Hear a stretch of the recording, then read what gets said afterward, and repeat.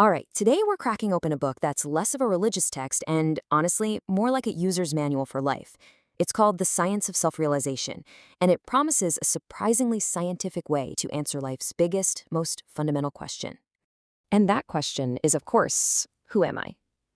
I mean, it seems simple, right? You probably answer with your name, your job title, maybe where you're from. But what if I told you all of that is just temporary, like stickers on a laptop? This book challenges us to peel them all off and see what's really underneath. And it wastes no time, hitting us with this absolute bombshell right at the beginning. You are not this body. Just let that sink in for a second.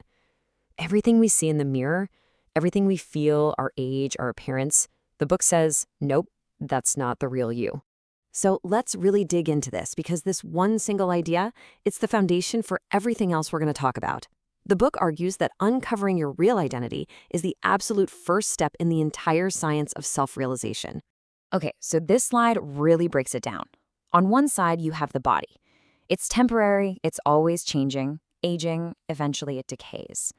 But on the other side, you have the soul, or Atma, and that is described as eternal. It never, ever changes.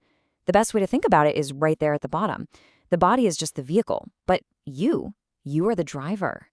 And this analogy just makes it all click, doesn't it? I mean, when your car gets old, rusty, and finally breaks down, does the driver just disappear?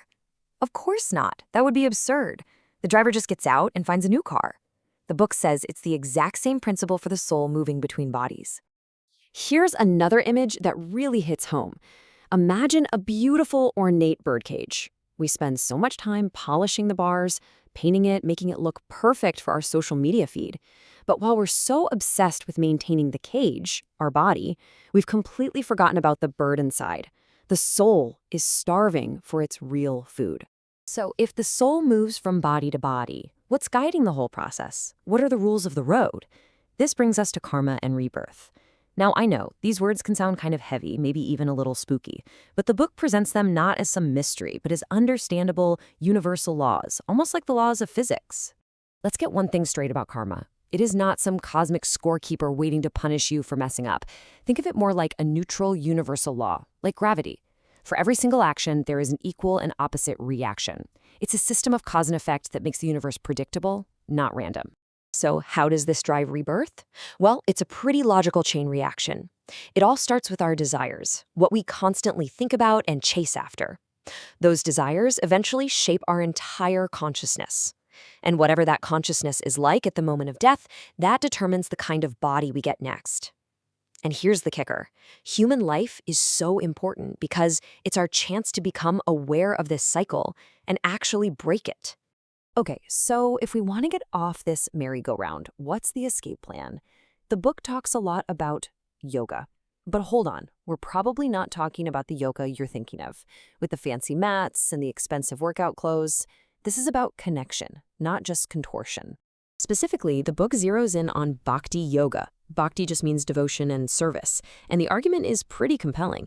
In our fast, chaotic, distraction-filled world, trying to do super complex meditations or intense physical challenges is, well, it's almost impossible for most of us. Bhakti yoga is presented as the most direct and practical path for right now. So what's the main practice for this yoga of devotion? It's something incredibly simple, and it's all about sound. It's the chanting of a specific mantra, a spiritual sound vibration known as the Hare Krishna Mahamantra. But wait, how can a sound do all that? Well, it's described as a kind of spiritual deep cleaning. You know how water washes away dirt? This sound vibration is said to wash away the layers of dust covering our true consciousness, things like ego, anger, greed. As those layers get cleansed, our real brilliant spiritual identity can finally shine through. Okay, I know what some of you might be thinking. This is all fascinating philosophical stuff, but how does it help me on a Tuesday morning when my email is blowing up and I'm stressed out of my mind?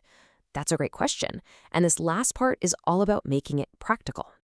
And the core advice is, well, it's revolutionary. It's not about quitting your job or running away from your responsibilities. It's about transforming them from the inside out. The idea is to change your intention, to reframe every single thing you do, not as something for you, but as an offering. And this, right here, is the secret to a stress-free life. Think about it. Most of our anxiety comes from being attached to the results, to success, to failure, to what people think. When you learn to detach from those fruits and just focus on doing the work as a service, the stress tied to the outcome, it just melts away. You find peace in the action itself. Ultimately, this whole perspective changes how you see, well, everything. If you're not this body, then this world isn't your forever home. It's more like a hotel or an airport terminal. We're all just travelers passing through on a much, much bigger journey. And that really brings us to the final, powerful question that this whole science of self-realization leaves you with. A question to really ponder. If you are just a traveler passing through this temporary world, then where are you ultimately going? And where is your real home?